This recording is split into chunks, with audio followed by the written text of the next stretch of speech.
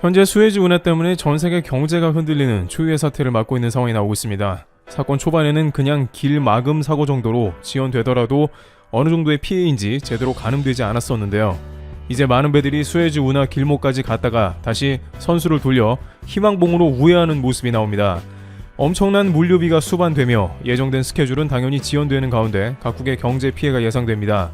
원자재 가격이 급등하면 제품 생산 단가가 올라 결국에는 관련 당사국 모두가 쓸데없는 비용을 치르게 되는 것입니다. 코로나로 인해서 회복을 서두르고 있는 세계 각국에 찬물을 끼얹은 전대미문의 민폐 사고라고 할 수 있습니다. 물류업계에서는 수에즈를 누가 일부러 막으면 아마 미군의 전투기가 날아와서 폭격해서 치울지도 모른다는 반농담 같은 이야기가 있을 정도로 전 세계에서 가장 중요한 지점이라고 이야기될 정도라는데요. 그런데 실제 미군이 움직이고 있습니다. 어제자로 미 해군은 이집트 당국과 수에즈 운하에서 미 해군을 파견하기로 하고 예인 방법을 찾는다고 전했습니다. 이것은 미국의 에너지 수급과도 관련이 깊다고 미 백악관은 설명했습니다. 또한 사고 소식에 국제 유가가 급등하면서 이에 당사자인 미국이 나서지 않을 수 없었다는 의견도 제기됩니다. 따라서 이렇게 수에즈의 정상적인 운항 불가 상황이 일파만파 상황이 심각해지면서 긴장감이 높아지는 가운데 역시 누구의 책임인가 하는 책임론이 부상하고 있습니다. 사상 초유의 민폐 사건의 국적은 일본과 대만이 엮여 있는데 대부분 이런 경우에는 배를 운용하는 측의 운용 잘못으로 이번 사고 같은 경우에는 대만의 에버그린사가 배를 잘못 컨트롤한 것이 사고의 주 원인으로 지목됐습니다. 에버그린사 측도 이를 당연히 인식하고 있었기 때문에 사막의 강풍 혹은 돌풍이 원인이었다고 이를 적극적으로 해명했습니다. 강풍이 불어 배가 밀려나서 선수가 모래톱에 박혔으며 그로 인해 배가 좌초된 주 원인이었다는 설명입니다. 왜냐하면 그렇게 해야지 불가항력 조건이 성립하며 이는 폴스 메이저로 불리우는 천재지변 조건으로 무역에서 면책을 받게 되는 가장 필수적인 조건입니다. 자칫 에버그린사의 책임이 명확해질 시에 완전하게 선주 등이 독박을 쓰게 되는 경우도 있으므로 우선은 해상의 강풍이 원인이라는 이유를 제기한 것입니다. 그런데 이 상황에서 수에즈 운하를 오랫동안 지나다니던 많은 이들의 폭로가 이어지고 있어 논란이 됩니다. 일단은 수에즈 운하가 매우 좁고 수심이 얕아서 운행이 힘들지만 에버그린사 핑계는 말이 안 된다는 것인데요. 업계 관계자는 한국 해운회사인 HMM인 경우에는 작년 2020년에 세계 최대인 컨테이너 선박이었던 알헤시라스호 같은 경우에는 선박의 크기가 엄청났지만 수에즈의 가장 작은 폭을 가뿐히 통과했다고 하는데요. 가장 좁은 폭의 경우에는 거대한 컨테이너선에서 겨우 10cm밖에 차이가 나지 않았다고 전해집니다. 축구장 8개 내외를 붙여놓은 것보다 더 넓은 배에서 10cm의 길이는 바늘과 같은 차이일 것입니다. 이것으로 수에즈 운하를 통과하는 선박 중에 가장 큰 배가 통과한 세계 신기록도 동시에 세운 바 있습니다. 물론 한국 HMM의 선박 운항이 매우 뛰어난 데다가 첨단 운항 실력이 덧붙여졌기 때문에 가능한 일이었지만 반면으로 뒤집어 본다면 지금과 같이 배가 운항을 잘못해서 길막음이 있다는 것은 말이 안 된다는 것입니다. 따라서 에버그린사가 강풍이 불어서 혹은 돌풍이 불어서 배가 밀려났다고 하는 것은 반은 맞고 반은 거짓말이라는 수에즈 운하를 통과했던 이들의 말들이 이어지고 있습니다. 업계 한 관계자는 거기서 돌풍이 불었다는 말을 듣고 어이가 없었다 라면서 수에즈는 거의 돌풍이 불지 않는다, 강풍이 분다고 하더라도 조정할 수 있다는 말을 덧붙이면서 해당 사안에 대해서 의심을 품고 있습니다. 물론 바람이 심하면 당연히 물 위에 떠있는 배는 밀려날 수도 있습니다. 수에즈 운하 당국은 사고 당일 40노트의 바람이 불어 배가 밀려날 가능성을 언급합니다. 거대한 면적의 컨테이너선이니까 더욱더 바람에 큰 영향을 받는 것은 무시 못할 사실이기도 하죠. 특히 바다 위에서 갖은 컨테이너 사고들은 대부분 바람에 의한 거친 파도로 생긴 사고들이 많습니다. 일본의 컨테이너선이 두 동강 났던 과거의 사고들은 이렇게 거친 날씨에 기인한 것이 많았었고 최근 LA에서 컨테이너선이 무너진 것도 분명하게 바람의 영향이 확실하다는 의견이 있었습니다. 그런데 이 상황에서 일본의 움직임이 심상치 않은데요. 일본 각종 언론은 관련 사고에 대해서 자국에서 건조된 선박이라는 말을 거의 하지 않고 있는 모습입니다. 일본의 네티즌들도 일본의 쇼웨이 기센이 이 배를 소유했지만 단순히 빌려준 책임밖에는 없다고 하면서 자동차도 렌트카를 빌린 사람이 사고를 내면 그 사람 책임이지 렌트카 회사 책임인가 라는 논리를 펴니다. 그런데 여기서 또 하나의 중요한 사고 원인이 나왔고 일부 외신은 쇼웨이 기센이 책임져야 한다고 말합니다. 바로 배가 정전이 되었다는 대목인데요. AP 등 다수의 외신은 배가 정전되었다는 문제를 언급했습니다. 따라서 배가 정전된 다음에 조정 능력을 잃어버린 배가 바람이 부는 것을 알아도 컨트롤을 제대로 할 수가 없어서 그대로 모래톱에 좌초되었다는 의견도 나오는 것이죠. 수에즈에서는 보통 도전사도 탑승을 하기 때문에 더욱더 강풍에 의한 사고는 사전에 주의하고 있습니다. 그렇다면 애초에 배가 문제였다는 의견도 나오는데요. 배 내부에 정전을 일으킬 만한 요인이 있었을 수 있고 이것은 이마바리 조선소가 건조한 에버 기브노 배 자체에 문제가 생긴 것일 수도 있는 것입니다. 로이터 통신은 이에 관해 에버기브노 소유주와 보험사는 모두 일본 국적이라며 관련 기업들이 막대한 배상금을 낼 수 있다고 보도하고 있습니다. 인양하는 비용도 만만치 않기 때문에 관련된 비용과 물류 지정을 초래하는 비용까지 모두 고려한다면 그야말로 엄청난 배상금이 따라올 수 있는 것입니다. 물류가 지연되면 그 손해는 그야말로 엄청난데요. 컨테이너 한 대당 손해 비용은 하루에 대략 6만 달러가량인데 하루에 50대가 지나가야 하는 만큼 천문학적인 금액이 모두 청구될 수 있다는 의견이 나오는 것입니다. 수에즈 운하 통행료가 100만 달러 약 10억가량입니다만 희망봉에 돌아가려면 몇 주가 더 걸리니 이게 저렴합니다. 물론 아직은 결론이 정확하게 나오지 않았습니다만 애초에 바람이 원인이었다는 면책 조건이 성립하지 않을 수도 있다는 의견이 제기되고 있는 것입니다. 이러한 상황은 결국에는 컨테이너선의 발주 자체에도 영향을 주는 모습으로 전환되고 있습니다. 우연의 일치인지는 모르겠으나 삼성중공업은 최근에 파나마 지역 선주에게 조선업 사상 역대 최대 규모인 20척을 수주받는 기염을 토하는 모습이 등장했습니다. 물론 이는 일본 컨테이너선을 신뢰하지 못해서라기보다는 한국배가 친환경 기준을 맞추고 스마트 운항 기능도 갖추는 등 애초에 기술력 격차가 큰 것도 원인입니다. 하지만 간간히 컨테이너 선박의 수주를 나눠서 받던 일본 조선업 업계는 침울하다는 표정을 짓는 상황입니다. 비슷한 시기 에버그린사가 있는 대만에서도 한국 조선해양에 5척의 컨테이너선을 발주한 바 있습니다. 또한 작년에는 에버그린사가 원래는 한국의 물량을 반을 주고 일본의 반씩 물량을 배정하는 주문을 반복해왔으나 잦은 일본 선박의 컨테이너선 사고가 원인이었는지는 모르겠지만 작년에는 모두 한국의 선박을 주문한 것으로 알려져서 일본 일부 우익 세력에서는 대만이 말로는 일본이 최고라고 말하지만 실제로 한국의 주문을 집어넣는 상황이라면서 한국의 조선업에 밀리고 있는 일본에 대해서 분통을 터뜨리면서 불쾌한 감정을 드러내게 됐습니다. 그런데 여기에 한 가지 일본 조선업계가 훨씬 더 긴장할 일이 있는데 일본 회사들의 유조선을 한국에 발주한 것입니다. 한 곳도 아니고 일본 업체 3군데는 현대 미포조선에 MR탱커 5척을 전격 발주한 것으로 확인된 것입니다.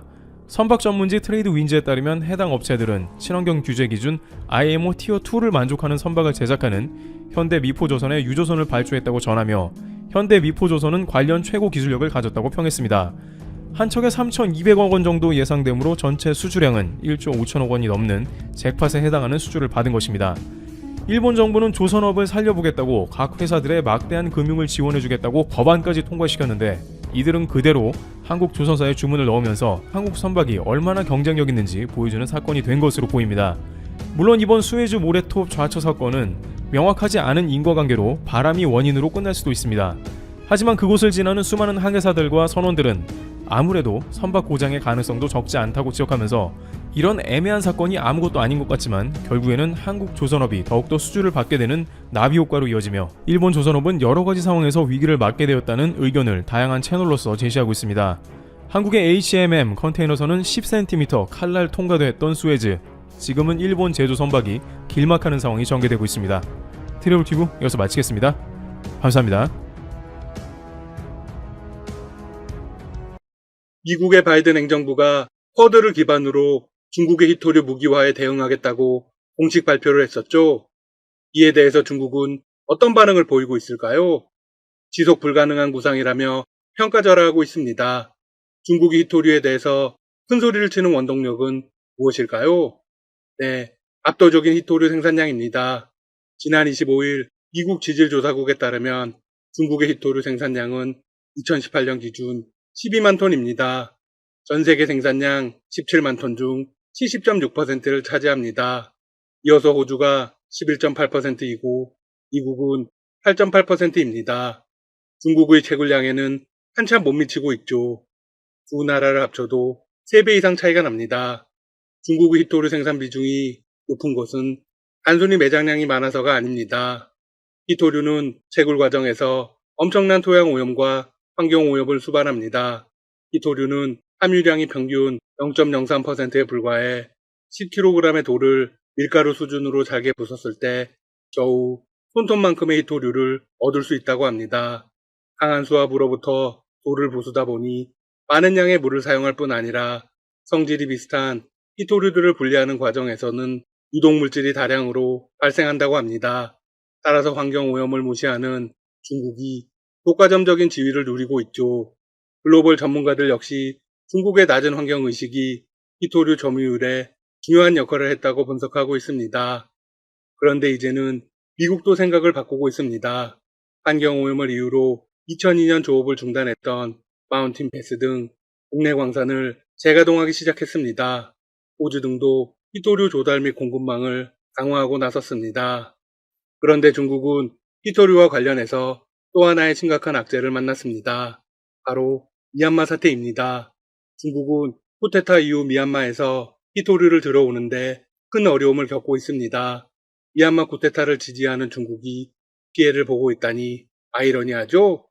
중국은 히토류 매장량이 가장 많은 나라이지만 수입 의존도도 엄청납니다. 특히 미얀마의 중히토류 수입 의존도가 상당합니다. 중국 관영 언론 글로벌 타임즈는 미얀마 쿠데타 이후 중국 히토류 업체가 미얀마에서 원자재를 운송하는데 장벽에 부딪혔다고 보도했습니다. 매체에 따르면 미얀마 광산의 히토류 채굴 자체는 정상적이라고 합니다. 하지만 물류가 문제입니다.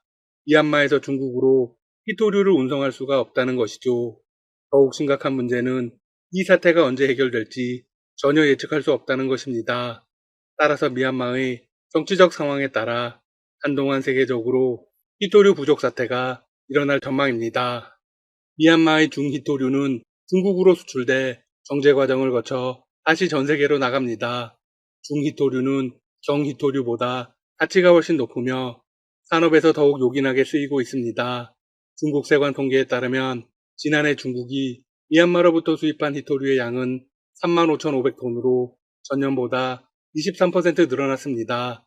전체 수입의 무려 74.4%를 차지합니다. 중국이 미얀마에게 의지하는 이유는 그동안 중국의 환경의식이 다소 높아졌다는 것입니다. 중국 히토류 업계 관계자는 베트남, 라오스, 캄보디아 등지로 히토류 수입처를 다각화할 필요가 있다고 주장하고 있습니다. 하지만 단기간에 하기 어려우며 불확실성도 무척 많다고 말했습니다.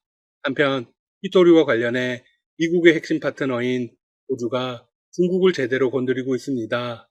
호주 외무장관은 지난 23일 이런 발표를 내놓았습니다. 중국 신장 지역에서 인권 유린이 자행되고 있다는 명백한 증거가 있다. 현 시점에서 신장 위구르 인권 문제는 중국 최대의 아킬레스건으로 꼽힙니다. 글로벌 외신들은 중국의 영린을 제대로 건드렸다고 평가하고 있습니다. 호주는 미국의 반중 동맹의 중심으로 떠오르고 있습니다. 호주는 쿼드와 파이브 아이즈 모두의 이름을 올린 유일한 나라입니다. 이에 중국은 호주를 향해서 미국을 쫓아다니는 거대한 캥거루라고 비아냥대고 있습니다. 사실 그동안 호주와 중국은 사이가 무척 좋았습니다. 두 나라의 경제협력 규모가 큰 데다 시진핑 국가주석은 집권 이후 5차례나 호주를 방문했습니다. 2014년에는 자유무역 협정도 체결했습니다. 당시 시 주석은 호주를 향해서 이렇게 말했습니다. 역사적 원한도 근본이익 충돌도 없는 중국과 호주야말로 진정한 동반자이다. 그런데 왜 관계가 이렇게까지 극단으로 치닫게 되었을까요? 상황이 변한 건 2018년 강경 보수 성향의 스콧 모리슨 총리가 취임하면서부터입니다. 모리슨 총리는 취임 후 바로 미국으로 돌아섰습니다. 보안 우려를 이유로 화웨이의 5G 통신 장비 구매도 금지했습니다. 그리고 코로나19의 기원에 대한 국제조사까지 요구하면서 사실상 중국과의 관계는 끝났죠. 중국은 호주의 경제 보복을 가했습니다. 최대 무역국인 중국의 경제 제재로 호주는 최소 200억 달러에 이르는 피해를 본 것으로 추정됩니다. 그런데 호주의 이런 전략은 사실 철저하게 계산된 것입니다. 호주의 대중관경책은 미국이라는 동맹을 등에 업고 중국을 압박하는 게 중국의 고개를 숙이는 것보다 여러모로 낫다는 현실론에 입각하고 있습니다. 실제로 중국은 호주의 자극에도 현재까지 별다른 추가 제재 조치를 내리지 않고 있습니다. 미국의 입장에서는 호주의 변화가 무척 반가울 수밖에 없습니다. 중국과 치열하게 대립하고 있는 남중국해에서 가장 가까운 항구도 호주에 있습니다. 다윈 항구에 미군이 주둔하고 있죠. 게다가 호주는 히토류를 보유한 자원대국입니다. 중국이 히토류를 무기화하면 전 세계 6위 호주의 도움은 반드시 필요합니다. 전문가들에 따르면 쿼드 동맹인 인도의 경우 미국의 적대적인 국가들과 긴밀한 관계를 맺고 있습니다. 따라서 전면에 나서서 중국을 압박하기는 쉽지 않습니다. 하지만 호주는 꺼리낄 것이 없습니다. 한편 바이든 미국 대통령은 지난 25일 중국과의 경제 구도에 대해서 공식적인 입장을 밝혔습니다. 바이든 대통령은 이날 취임 후 첫 공식 기자회견에서 이렇게 말했습니다. 나는 중국과의 경쟁을 극심한 것으로 보고 있다. 중국은 세계를 선도하는 국가, 세계에서 가장 부유한 국가, 세계에서 가장 강력한 국가가 되려는 전체적 목표를 가지고 있다. 이어서 확고하고도 중요한 발언을 했습니다. 내가 보는 앞에서 그런 일은 일어나지 않을 것이다. 중국이 세계 최강국이 되는 일은 결코 없을 것이다. 왜냐하면 미국은 성장하고 확장할 것이기 때문이다. 바이든 대통령은 또한 남중국해와 대만, 홍콩, 신장 위구르 등의 사안에 있어 중국이 책임을 지도록 하는 한편 미국이 목소리를 높일 것이라고 강조했습니다. 중국이 인권 유리를 감출수록 미국은 더 철저히 밝혀내겠다.